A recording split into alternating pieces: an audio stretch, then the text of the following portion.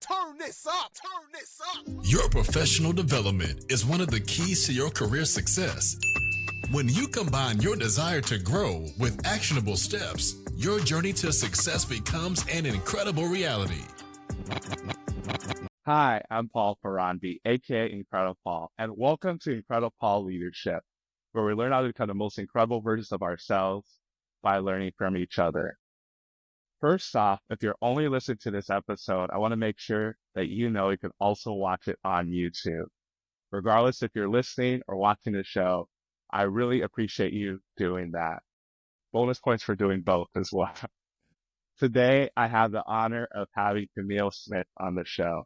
She's a chemical engineer, social entrepreneur, and rapidly growing content creator based in Philadelphia. She's also the founder and CEO of STEM Social. So that was just a little bit about you, Camille, but how about you introduce yourself the way you would? Yeah, no, of course. So again, it's funny. I think recently that's definitely been my tagline: chemical engineer, social entrepreneur, content creator.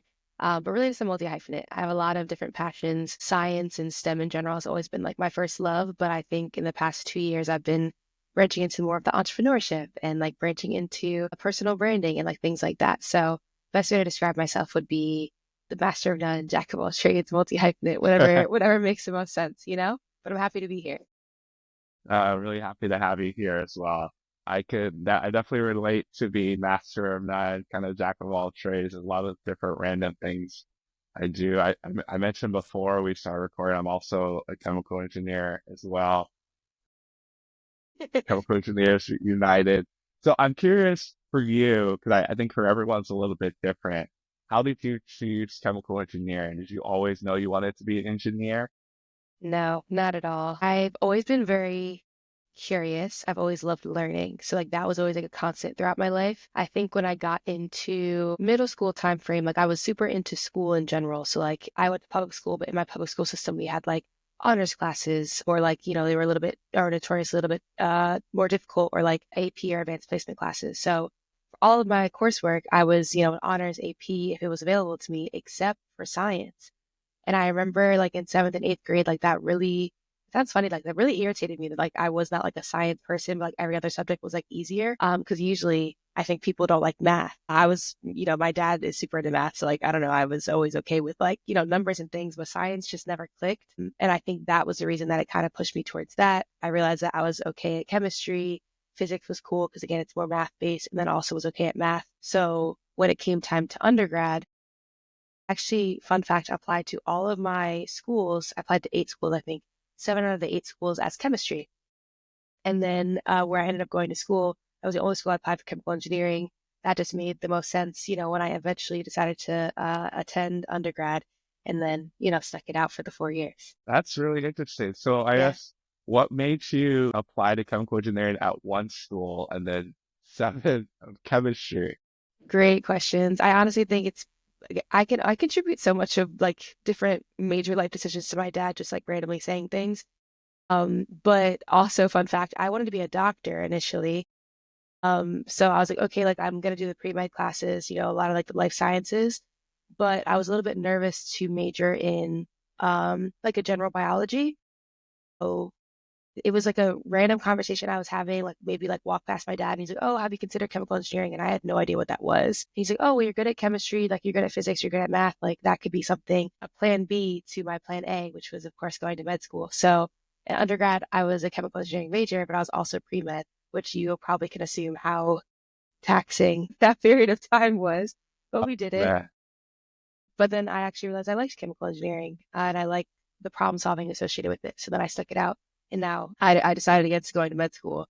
And, you know, now actually I'm a chemical engineer or scientist for my day job. It's really cool.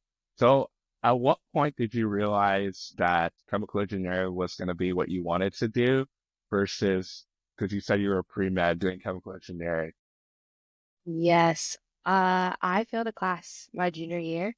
And it like all like everything's like compounds and snowballs into, you know, a last action or a last result, right? So I had the really amazing opportunity to study abroad in college. The chemical engineers were only allowed to study abroad their sophomore year, second semester, because that was the only way that we could fit all of like the appropriate courses. The only issue is my engineering school and like school in general is too small that like when you have sequential classes like a general chemistry 1, a general chemistry 2, you only can really take those in that specific semester. So like a fall semester or spring semester. So spring semester, sophomore year, I went abroad and organic chemistry 2 was not offered while I was abroad. So I was like, okay, like if I go abroad, I'm going to have to take it the second portion of Orgo my junior year, second semester. So almost like a year and some change, after I officially took Orgo 1, which Orgo 1 I was not good at either. I didn't have a very good understanding. So I think not having the best foundation in Orgo 1, waiting a year and some change to take Orgo 2, and then also junior year, second semester is notorious in the chemical engineering curriculum of just being like really hard. You're doing your mass transfers, you're doing your heat transfers, Thermo 2 or Thermo 1, whichever, makes the most sense. And then also for my pre-med classes, I was taking genetics, 21 credits of just the worst classes that you could possibly think of. 21 credits of the worst class you could possibly think of. And Orgo 2 was just the class that I could not keep up with. My teacher had like weekly quizzes. And it was like, if you had to miss a class for being sick, like God forbid, like you were behind. So yeah, failed that class, went through, I don't want to say midlife crisis because that's not what it was, but like an existential crisis. I was like, oh my gosh, am I smart? Like, can I do this? Like, what do I think, of myself being able to actually go to med school if I'm failing classes? Mind you, everyone around me is like, you were taking 21 credits of like highly technical courses. But I didn't view it that way because I had a perception that, I was a school person. So that's when I started to kind of pick my head up and look around to, okay, I was taking this chemie curriculum, the past few years, but taking it with the goal of not eventually using it. And then I feel like that kind of shifted my view to be like, okay, like what if I actually did use this curriculum outside of course, like the problem solving and things like that. And then I ended up taking an elective my senior year, first semester. And I was like, like I like it over here. And then I was like, okay, cool. Yeah, long-winded, but throughout my life, there's been so many like actions that interact with other actions that we're here now. That's really cool. And I would say long-winded is perfect for podcasts. So don't feel like you're being long-winded at all, just to get more insight into you and your story. And it's really cool how you mentioned that it's like different things that come up that you didn't necessarily realize at the time and it led to something else. Right. Yeah, no, I feel like throughout my life, I've been very blessed I actually was having a conversation with a friend recently about the concept of luck, and everyone like kind of always like turns their head around like, oh, I'm not lucky, like I do XYZ, but luck is just when preparation meets opportunity. And I think I've always been like a very prepared person when it came to school. Like I love school. Like I love the structure that it provides me. I like the regimen of like having a coursework and even like homework, which I know is a hot take. I like homework. That's a really hot take. But it's more a function of like, I think the part that people don't like is like getting graded for it or like taking a test that could like negatively impact your grade or like whatever the case may be. But learning something or like sitting down and learning something that you're interested in and then being able to like see whether you actually understand it. Like I like that aspect of it. Again, hot take, but yeah, I've just been very lucky that I've been a very prepared person over time. And then when certain opportunities would present themselves, even if they didn't look like opportunities initially, because realistically that failure in that class, like, was very hard for me mentally, emotionally, but it put me on the path that I'm on now. And I'm really, really happy where I am. But yeah, very blessed that things have kind of, even if I didn't see it, were leading me to where I am now. And everything is connected in some way, shape, or form, or at least that's been my experience. Yeah, that's really cool. And I really like the perspective of even seeing that failure more as an opportunity to lead you to where you are right now. And there's where you talk about the preparedness. And I think that a lot of intentionality with being intentional is like one of my favorite words, or it's like the last 5 years I've been super intentional to different things that I'm doing. It sounds like you have been as well. Yeah. It's a key leadership trait, this IncrediPaul Leadership, and really understanding yourself and what you want to do and starting to walk in that direction. Right. And another key thing that you mentioned is that just you can have something you want to do, like at first you want to be a doctor, but you might come across other things that you're more passionate about, or circumstances happen, and it's okay to lean into something else as you come across it. Yeah. I think when that during that period of my life, I was super hard on myself because I think something that people, again, I can only speak from my experience. When I was growing up, it was like, okay, when you set a goal, like you accomplish that goal. Like that's what you're doing. You're going 110, 200% like towards that goal. So that was the first time in my life that I had set a goal that I realized as I got closer to it, I was like, I'm not as interested in it as I initially thought. Or I was more interested in the perception or like the view of what it could possibly be as opposed to like the actual thing itself. And that was super hard. Like I don't want to paint the picture that it was not difficult. Like when I say existential crisis, like that summer post junior year was super, super hard. And it was very hard to see any of my other accomplishments because I was like, oh, I was so focused on, well, I'm not going to end up doing like this specific thing. And give yourself the space to feel those feelings, but it's really okay to evolve over time. It would be crazy for even for people that set, the few kids that are like, I'm going to be a doctor at 6 and they're actually like doctors now. Even like the type of doctor that they want to be, I'm sure has changed over time based off of knowledge that they've gained or experience that they've gotten. So it'd be kind of crazy if you set a goal for yourself as a child or like super early in a process when you don't actually have that experience. And then literally you get to the end and it's the exact same thing. So once I kind of reframed my mindset in that way, I was like, oh, like it's okay. I still want to be patient focused. So like I work in pharma now. I still am patient, like focused. Like the work that I'm doing is for, improving the quality of life of others, but it's just in a different, industry or different space. And that's okay. So I'm still accomplishing the essence of like what initially attracted me to healthcare, but just, again, accomplishing it in a different way. I love that. How you're able to tie that together, Yeah. accomplishing the essence of what you wanted. I think like when you're 6 years old, there's a very limited amount of things you Right. know. Right. And then, I mean, I feel like I'm still learning a bunch of things every day. 'Cause I know you mentioned like the whole school process and testing your knowledge is something that you love and you are passionate about. I would say I really love learning new things, whether that's from reading or podcasts or meeting people. And that's why I enjoy podcasting. I get to Right. talk to people like you and learn more about them. I'm just a genuinely curious person. So I Yeah. to ask different questions and just get down to the heart of things. So I think Yeah. it's really critical that you mentioned those things.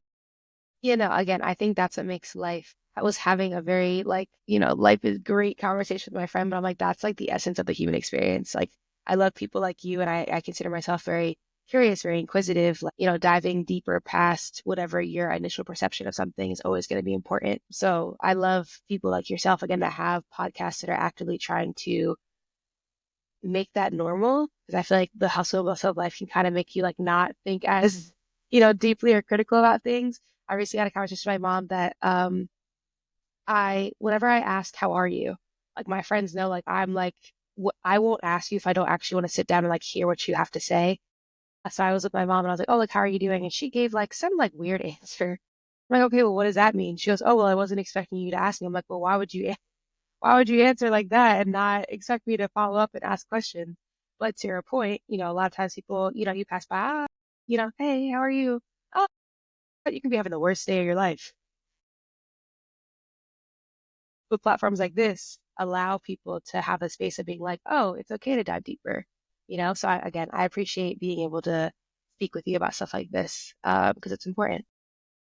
Yeah, no, I appreciate you making the time to be on here to talk about it because like to your point, we're so busy All the time. and there's so many things you could be doing and there's a whole hustle culture, entrepreneurial culture, which we should, I think this is a perfect segue to talk about that because you're working full time and the pharmaceutical or pharma side of things, and you're also an entrepreneur. So I'm Yeah. curious, how does that happen? Like what makes you pursue entrepreneurship in addition? Great question. Think so post undergrad. So again, I studied chemical engineering. I was one of 4 Black students, like Black chemical engineers, and one of 2 Black women chemical engineers. And when I graduated, none of my friends like lived close by. Like, so it was so funny because I feel like when you go to college for the first time, you're meeting all these new people that are like literally coming from all over the world, all over the country, whatever the case may be. You make these amazing friendships. You're like, oh my gosh, like these are my people. And then you graduate, everyone literally goes back to wherever they live, or, they might move, for a job or, whatever makes the most sense for them at the time. So when I graduated, all the friends that I had really found community with, or I joke around, say trauma bonded with, like as chemical engineers, like they all left, right? It's real. The trauma bonding's real. Until you pull an all-nighter, like a legitimate all-nighter, trying to study for something that that you're not going to understand, it's something. So yeah, we were all so close, but all of them left. So I started working, was hoping, finding community would be easier or like manageable. I'm a very outgoing person. I've always been very outgoing, but the community I was looking for, especially a community of people that looked like me or had shared experiences, wasn't there. At least it wasn't there where I was looking. So then I was like, okay, I need to find something not only for like my personal selfish gain, quite frankly, but I also was simultaneously creating content as well, talking about my experiences as Black women in STEM, talking about pharmaceuticals, or I specifically work in biopharmaceuticals, what it is, answering questions for people, and then realizing in real time that those people also were experiencing the exact same experiences I was. So I was like, okay, what if we all kikied at mini golf together? Like I'll set it up, I'll figure out how much it's going to be. And initially my first event was just basically like when you go out to dinner with like a big group of friends and like one person puts their card down basically. So like I figured out how much the round of mini golf would be. I figured out how much like shared apps would be, divided it by the 10 women that I wanted to show up. And that's what we did. And we had a ball. And I was like, wow, like this is so cool. All these women live, in my city. They're not all chemical engineers, but they're all in STEM. So again, that we have a shared experience. And it was back to how everything's connected. When I made a recap like video, like talking about like the event, people from other cities were like, oh, well, you travel a lot. So if you come here, like maybe you could set up something here. And I'm like, okay. Didn't really think too much about it because people on the internet lie sometimes. Like they'll say some, oh, Sometimes. I'll pull up, I'll pull up. Don't pull up. You're just Yeah. sitting there. Like, Also, where like you the at? stranger danger aspect. We don't want That's to, right. we That's don't very want to real. turn our head from that too. But people were persistent. People were really persistent. And I think it was a function of I was consistently showing up as myself and sharing my experiences. And like the amount of like comments and just DMs that I've gotten, that was a very positive thing for others because they didn't know that other people were experiencing that, led to the community of like hosting events, which led to STEM Social actually incorporating as like an actual hub for Black aspiring and established STEM professionals. So it was similar to my STEM journey in general. Like there were certain things that kind of were working simultaneously or kind of compounded on one another that led me on this path. I didn't take any business classes in college. Like I'm learning all of this on the fly. But you would know chemical engineering, problem solving, like we think in like systems, and nobody understands that when I say that. I'm like, no, everything is a system, like everything. They're like, what do you mean? I'm like, no, but like in my head, I can see it. This is how all this is working. So again, business also is systems. So I've been able to kind of use the Chem problem solving approach to be able to grow STEM Social to where it is. And hopefully it keeps growing. That's really cool. From mini golf to STEM Right. software. Right. Right. That might Everything be starts somewhere. that might be the title of this episode. We'll see. It's really cool how it's throughout your journey is that you just going after things and it's just falling together. But what I want to draw on is that not only it doesn't just fall together by itself. I sense that you're like there's some self-awareness, especially when you're talking about like your transition into staying in chemical engineering. And then with the STEM social piece is just like listening to what people are asking for as well. And then figuring out how to do it, which not everyone does it. Sometimes they're just like, this is how I want to do it and not Right. listen to anyone else. And it doesn't work. Right. I recently did a panel at NSBE, the National Society of Black Engineers, and that was actually what the panel was about. It was talking about like how to start with an idea and like scale it into an actual business venture. And something that I said was, I think it's very important for founders to keep the integrity of whatever they're trying to create in the world is necessary. So for me, that was, I wanted community, I wanted friends, selfishly, but then realized that that was a need for other people. And then mutually it was like, okay, like let's do it. But asking for feedback in real time, I think is really important because something that's when you're trying to scale something that's not just for one person, because a larger community is, again, just made up of its people, like those one individual, wants and needs. STEM social is a million times better because I was able to ask my community, like, hey, what cities do y'all actually need us in? Or, do you want it to remain intimate, which we, of course, as an organization, we've stayed, or we prioritize intimacy like throughout our events, or like knowing your target demographic. People in STEM are a little awkward, like we're like cute and quirky, and it's a cute thing about Just a us. little, right? A little bit. Again, for me, it's very endearing, Yeah, but great. I think about that when I, curate events. I'm like, okay, like me, I told you guys earlier, I'm an outgoing person. I can talk to a wall and like I can talk to anybody, like, and they'll be like, wow, it was the best conversation ever. And I'll be like, who was that? Like, who are you talking to? I just love, that's literally learning. I love Yeah. learning about people in real time, right? But for events, I'm like, okay, everyone's not like that. So like maybe it's STEM social, which we do, we facilitate our events. So all we're asking for is for you to show up. If you have the courage to show up because you know that you need community in that way, we will take care of the rest. We're asking the questions. We're helping, if somebody's a little bit slow to get into conversations like before, like my team, my ambassadors are like pulling them into conversations, helping them like start that. And that was really a function of me listening to the community I was aiming to serve. So there's definitely a balance. Founders definitely keep the integrity of like what you are aiming for, or the essence kind of, which we referenced earlier, but it's only going to be sustainable over time if you have like that active feedback, or you're receptive to active feedback from who you're trying to serve. Yeah, that the active feedback is so crucial. I think it's another leadership aspect is really understanding your audience, understanding your people, and meeting them where they are. Mm-hmm.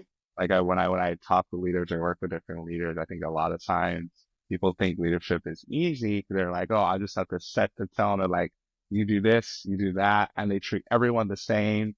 Like leadership is hard because you can't treat everyone the You same. can't. You cannot. Actually, do you know what the Clifton Strengths or Gallup is?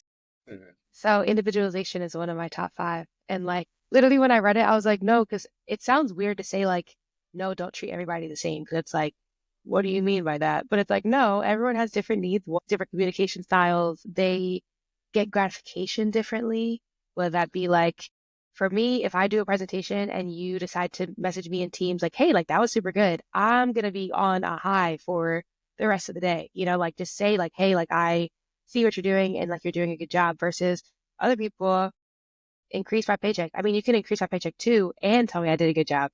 But for me, like I like that, like words of affirmation.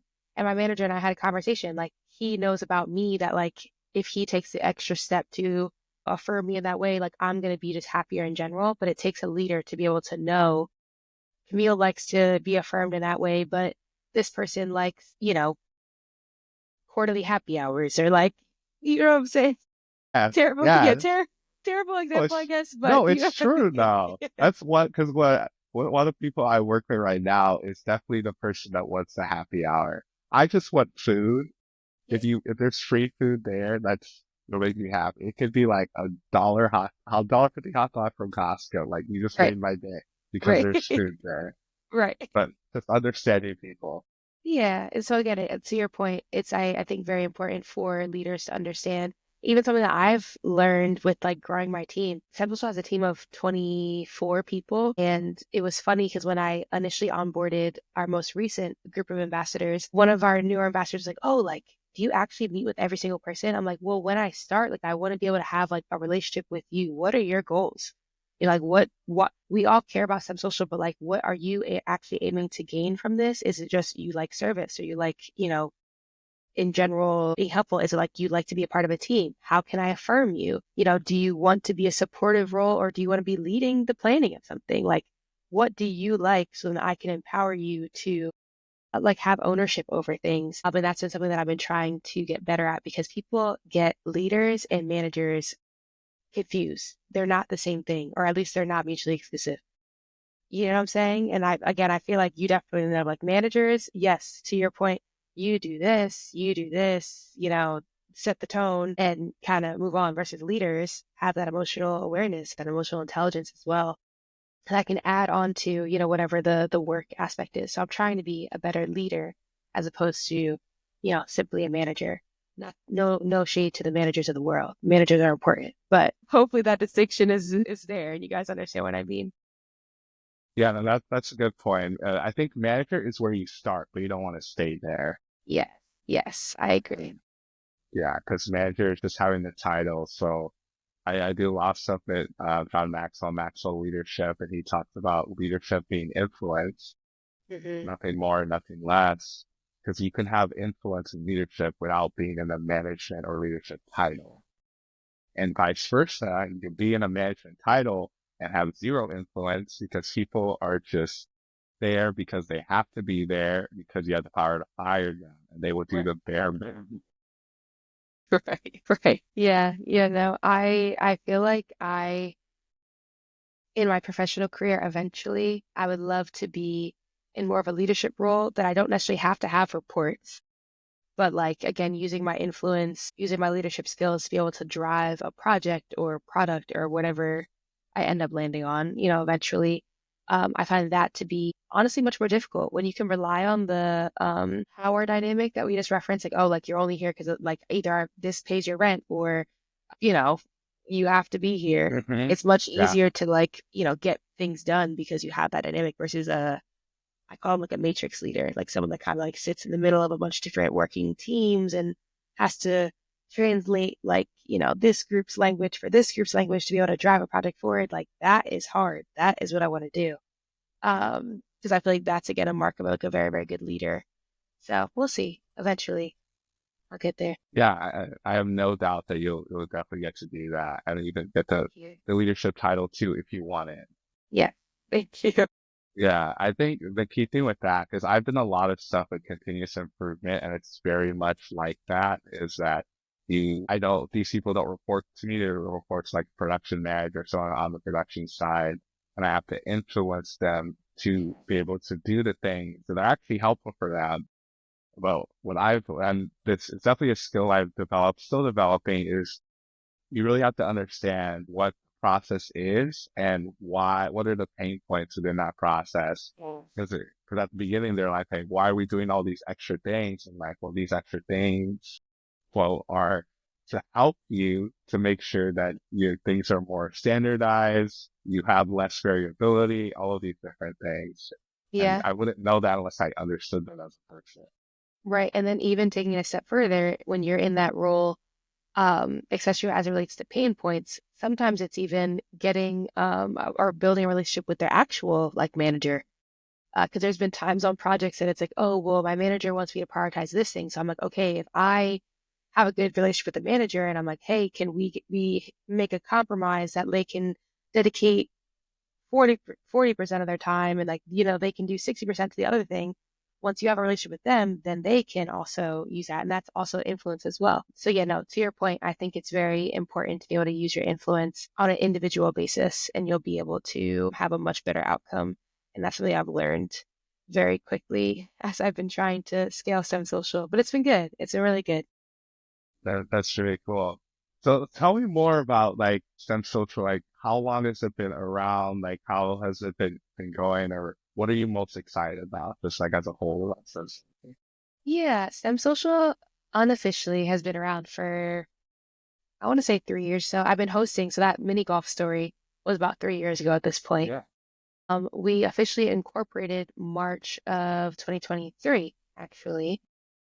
So it's been a year in a few months. Well, actually, oh my goodness, two Like 2 years. years. Yeah, Oh, wow. it's It's 2 years. That's 2025. what this recording. Yeah. Whoa. Yeah. Okay. So 2 years and since a month, which has been really, really cool. And I think last year, for me, I'm thinking about last year because last year was like exponential growth for us. So I feel like last year felt like everything was happening so quickly that like my perception of time just we grew like we went to 5 or 6 new cities because I traveled so much last year, which was insane. But it's been going really well. What I'm excited for, of course, getting to as many cities as possible, not increasing the head count because again, intimacy is very important.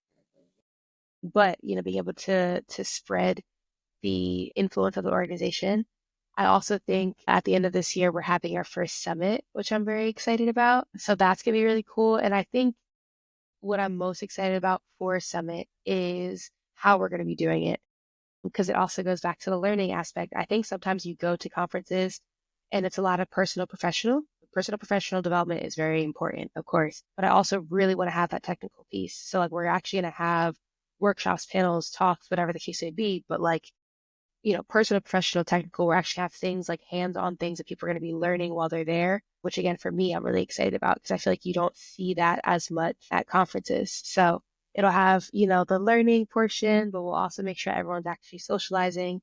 I'm an orientation counselor at heart. I love icebreakers. I love like work in a room, making sure that everyone is good and comfortable. So it's going to be really good. It's going to be November, I believe, 7th through 9th in Philadelphia. So we've been full steam ahead trying to put that on. We already got our venue, all that good stuff. So I believe registration should be dropping relatively soon. So I can share that with you to share with your community too. Yes, definitely share it with my community, and definitely I want to be there too. Yeah, I would That love to have sounds you. like that sounds like an amazing event. I've only been to Philadelphia once. I have a good friend that lives out there too, so Come back. I need to come out and get some Philly cheesesteak, Of of course. course. But you're also the reigning Super Bowl champs too, so And talk about it. Talk about it. Go Birds. fly Eagles fly. So it's really funny, but just learning more about your story.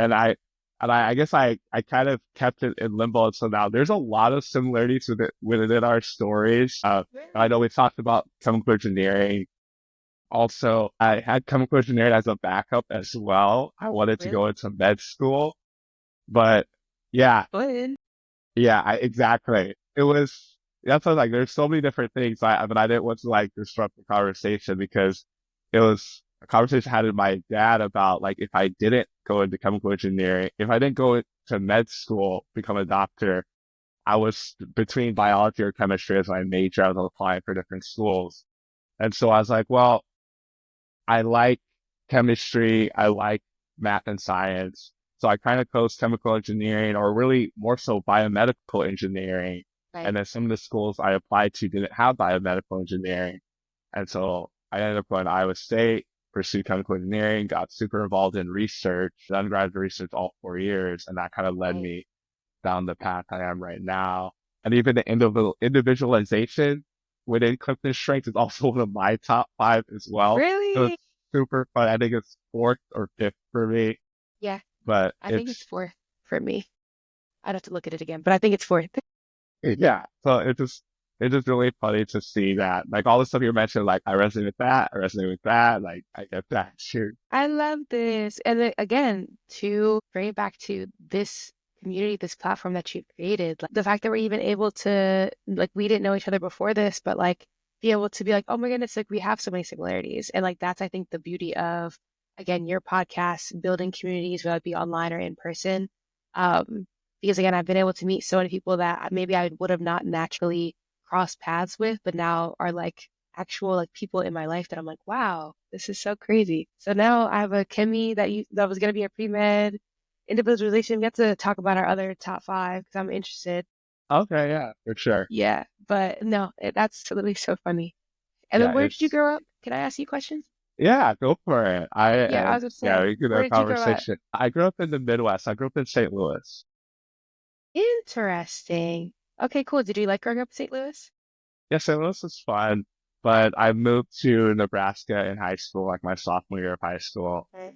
I went to college in Iowa. I worked out in the Southwest for a couple years in Albuquerque, and then came back to St. Louis to work out here. But now I'm in Interesting. Nashville, so I've been like all over. I like Nashville. I went to Nashville for the first time 2 years ago with my older sister. I'm one of 3 girls, so I have 2 older sisters. And my middle older sister, for whatever reason, was just very infatuated with Nashville. We had a ball. We had a Nashville's ball. fun. Now, granted, I love like the Nashville's like the Nashville hot chicken or fried hot Mm. chicken, I guess.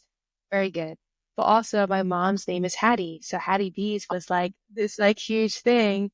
And I I was like, love oh my Hattie B. goodness, it's so good. It's so good. So that was like a cute thing that like me and my sister, we have to go there like when we go there. Now, granted, I tried a lot of the other I guess, competitive like stores. I just think I have like an emotional tie to Hattie B's because that's my mom's name, but also it's so good. It's And the really food there in good. general is very good. Yeah, Nashville. So I guess for you, I know like you're in Philadelphia now. Are you from that area as well? Yeah, so I grew up in Bucks County, Pennsylvania, which is like a suburb. It's an hour outside of Philadelphia. And I grew up there my entire life with mom, dad, my middle older sister Jasmine. My oldest sister is old enough, or older enough than me. That didn't slow right. She's No, you're older than good. me.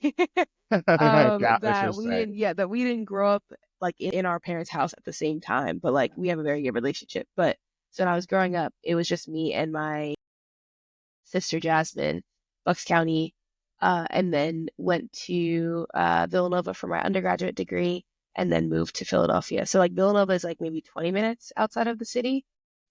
Some people call it a Philly school. It's not a Philly school. It is very much in the suburbs. But anytime that like Okay. we win like basketball tournaments, whatever, we always end It's up usually having pretty like good. our parades over there. And then I actually moved to Philly when I started working. So I've always been in this general area. Like I've always been in Pennsylvania. And then of course I studied abroad, so like that was like a nice experience for like 6 months or so.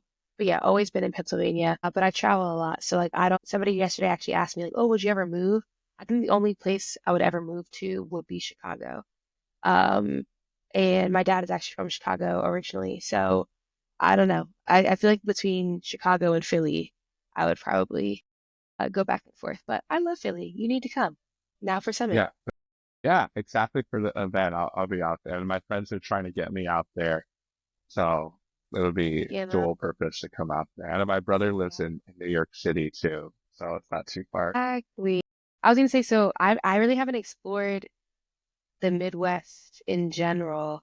Again, like Chicago, of course, is like, do people in the Midwest consider Chicago I mean, it is geographically, but like it Yeah. feels like people like associate it differently.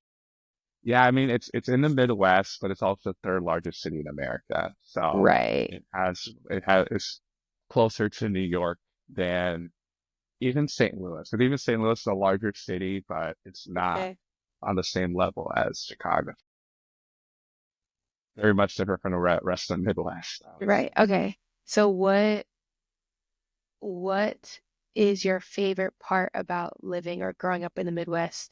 And then what's something that like was not the best or something that you were interested in exploring other places or like trying to find something that maybe the Midwest didn't offer you growing up? That's a really good question. I don't think I've ever been asked that question before, Really? actually. Because again, I don't Yeah, know much about it. yeah. So I guess because I've got to travel a lot to work as well. I think the Midwest, for the most part, it's kind of like even like in the middle. 'Cause Okay. it's pretty fast paced. Yeah. The West can be kind of slower paced. I think that the Midwest is kind of like an even kind of pace. It's pretty friendly too. I would say now living in Nashville that the South is definitely more friendly. So the hospitality is a thing. I did not realize that, Mhm. but the Midwest is pretty friendly. I will say I feel like I'm definitely more of a bigger city Midwestern person. So like there's like so I like St. Louis, I like Kansas City, I like Chicago, but some of these smaller cities in the Midwest, like even Omaha, which Omaha is for the Midwest, is not that Omaha, small. Nebraska, Omaha, right? Nebraska, Yeah. yeah. Okay. So it's like the metro area is like 1 million people, but like the city itself is like 500,000, which for the Midwest is actually fairly That's a large. lot, right? But even for me, Omaha's kind of small for me. Okay. Okay.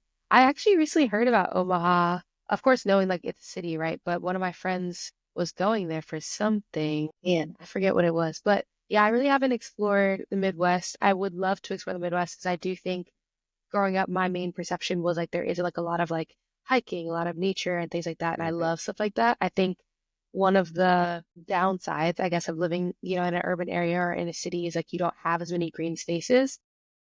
So I think growing up in the suburbs of Philly, like I was so used to trees and hiking trails and like stuff like that versus in Philly, like you have to like drive, you have to be intentional to be able to like find spaces like Yeah. that. We have like maybe 2 or 3 larger parks to like walk around in versus when I grew up, like I feel like the entire area was like a park dang near. So I assume that that's a little bit like the Midwest in It general. is. Yeah, Yeah. that's a good assessment in the Midwest. Yeah. For Yeah. sure. So But I so like that's it. true. Go hiking or something. I used to have a hiking club in high school. Also a fun fact. A lot of people don't know that. We literally I was the only person with a car because I bought my car when I was 16. It was a 2001 Honda CRV. I'll never forget her. And literally be like, all my friends would like pack into like my Honda CRV and we would like drive to neighboring like mountains or like hiking trails and stuff. And everyone always was like, oh, Camille, your car's so old. Why don't you get a newer car? But they didn't have a car. I'm like, It you're was focused like, on the wrong stuff. yeah. You're focused on the wrong thing. Exactly. So yeah, maybe I'll come out to the Midwest just to see what the hiking is like. Yeah, for sure. I can definitely give you some recommendations. Perfect. But I want to make sure we got a little, well, not off topic. It was a good conversation. But I want to make sure we're talking about you because we're almost out of time. But I want to make sure if there's anything else we haven't talked about either with you or your story or anything you want to leave with the listeners before we wrap things up. Yeah, I think my advice recently that's been resonating with me is like fail forward, fail often. I think something that I've learned over the past year and a half, 2 years now, is that some of the most successful people that I have around me are not afraid to fail and like they fail very often. And then they actually reflect on not necessarily, oh my goodness, like I didn't accomplish said thing, but being intentional, being self-reflective of like, oh, like why did this actually not work? What can I do differently when I try or iterate this thing again? So whether it's a business idea, whether it's trying something new, whether it's planning something or whatever the case may be, whatever you're interested in, fail forward, fail often. And also you'd be very surprised if you allow people to help, how many people are willing to help you do whatever you're interested in. Uh, and that's been something that, again, I've been very blessed to have an amazing team. So fail forward, fail often. Don't be too hard on yourself. And please engage with some social. Again, if you're um, a Black aspiring established sub professional, you're looking for community, whether it be in person or online, we got you. We're actually going to go international this year as well. So this is going to be a very big year for us. Very, very That's big year. incredible. And yeah, follow us on STEM Social. It's STEMSOULCIAL. So soul is intentional. And then for me personally, it's at I'm Camille Smith on all socials. My content, I kiki. It's very multi-hyphenate S. We're talking about early career. We're talking about being in STEM. We're talking about vacations. We're talking about a bunch of different stuff. So if you're into that type of All of thing, it.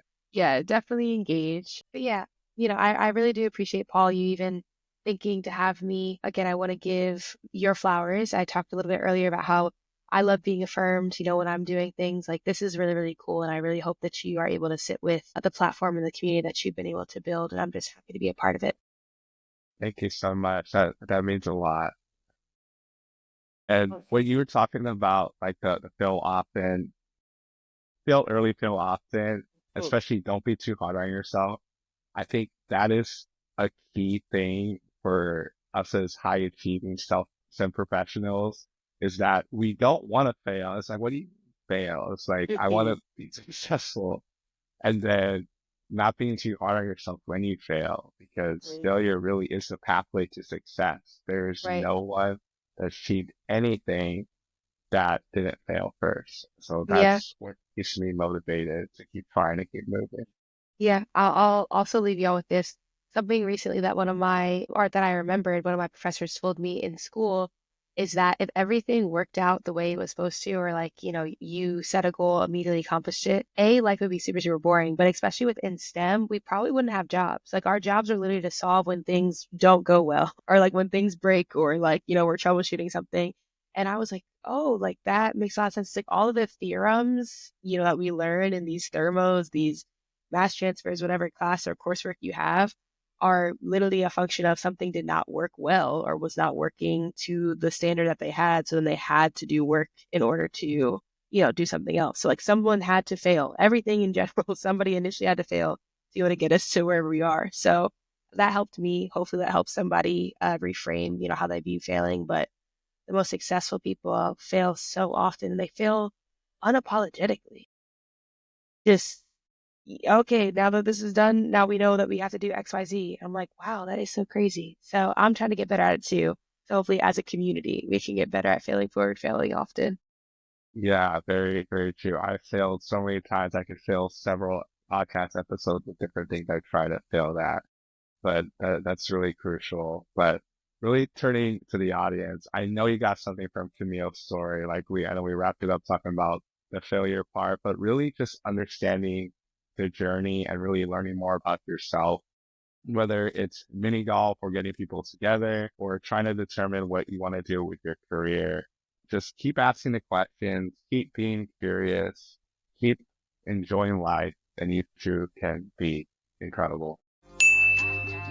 Be sure to rate and review this podcast on your favorite podcast listening platform. We'll see you here next time. And be incredible. Incredible.